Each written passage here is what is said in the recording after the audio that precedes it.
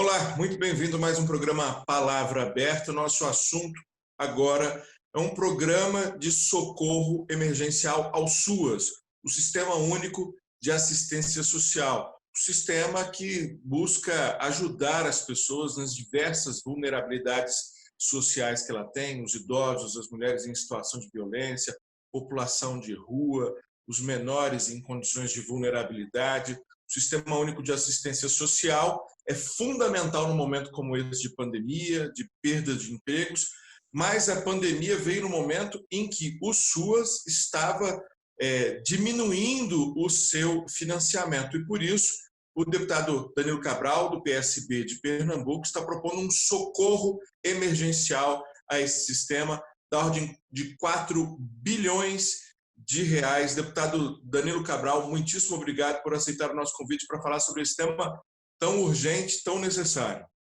Olá, Lincoln. Cumprimentar a todos que estão nos assistindo. Bom, é o projeto de lei 4292 de 2020, né, já apresentado depois, inclusive, de termos observado aí que a economia brasileira deve... 1 em cada 3 brasileiros precisou do auxílio emergencial, mas não é só dinheiro que resolve o problema das pessoas, ele é fundamental num momento como esse, mas é muito importante também, é esse o papel que desempenha o Sistema Único de Assistência Social, é você ter quem acolha, quem ajude a resolver determinados problemas de vulnerabilidade que só dinheiro não resolve, né, deputado? Olha, Lincoln, o SUAS é o principal instrumento de proteção social da população vulnerável do nosso país. É uma conquista que já temos com mais de 30 anos, desde a Constituição de 88, o Estado brasileiro passou a reconhecer que a política de proteção social ela não é um favor, como foi visto durante muito tempo, ela é um direito do cidadão. E da Constituição para cá, a gente teve esse direito reconhecido, nós tivemos a Lei Orgânica da Assistência Social e logo em seguida a estruturação desse sistema que trata, enfim, da proteção social, só para dar um número de hoje, né, de quase 70 milhões de brasileiros que estão, por exemplo, diretamente envolvidos recebendo o auxílio emergencial.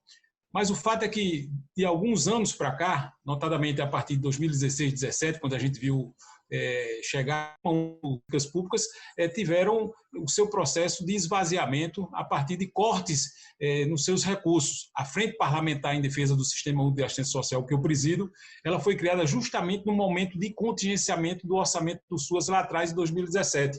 E de lá até cá, a gente vem, ano a ano, né, fazendo, enfim, embates com o próprio governo, com a área econômica do governo, para que a gente preserve o orçamento do SUAS.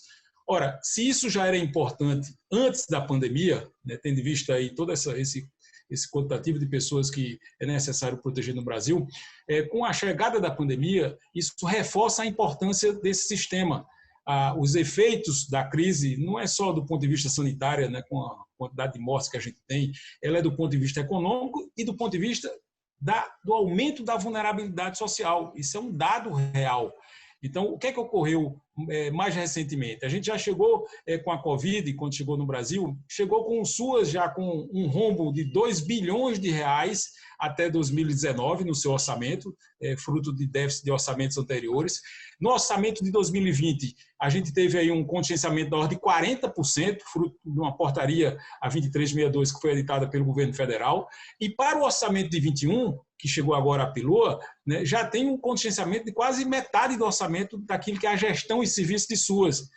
No momento que a gente está mais demandando da proteção social, na prática a gente está tirando recursos dessa proteção social, né, e aí, enfim, viabilizando, né, um conjunto de serviços que precisam ser prestados nos CRAs, nos CREAs, no Centro de Fortalecimento de Vínculo, naqueles que estão em população de rua, essas pessoas que você acabou de falar. Agora, deputado Danilo Cabral, a expectativa é de que esses 4 bilhões sirvam para compensar o rombo de 2 bilhões ou que eles complementem. Pergunto isso porque pouca gente está atenta para o fato de que, nesse ano especificamente, o governo tem, digamos assim, um relaxamento das regras fiscais justamente para fazer frente à pandemia, né? Tem o chamado orçamento de guerra, regras especiais para entre aspas, gastar o que for necessário. Inclusive, há muitas reclamações no Congresso que o governo não está gastando tudo que poderia gastar, tudo que foi autorizado a gastar. Como é que está a expectativa em relação a esses 4 bilhões? Eu gostaria de saber, inclusive, a expectativa em relação à construção do acordo necessário para transformar esse projeto de lei em realidade. Olha, primeiro, que a fonte de fato que nós estamos propondo para isso é justamente o orçamento da guerra. Foi uma iniciativa que o Congresso Nacional aprovou para que a gente pudesse dar todas as condições necessárias ao governo federal, né, de adotar as medidas de enfrentamento à pandemia. E o fato é que a gente viu no decorrer de março até cá, Lincoln, um conjunto de iniciativas serem adotadas para isso. Nós aprovamos, por exemplo, o recurso por renda básica, o auxílio emergencial, fruto do orçamento da guerra, o plano de apoio a estados e municípios, o auxílio que foi dado a bancos, né, o auxílio que foram dados às empresas. Né, recentemente tivemos planos emergenciais específicos, legítimos, como foi a lei Aldir Blanc, né, como a gente aprovou recursos, por exemplo, para os esportes, para a própria agricultura. Há poucos dias, nós aprovamos exatamente também 4 bilhões de reais, né, de socorro ao setor de transporte.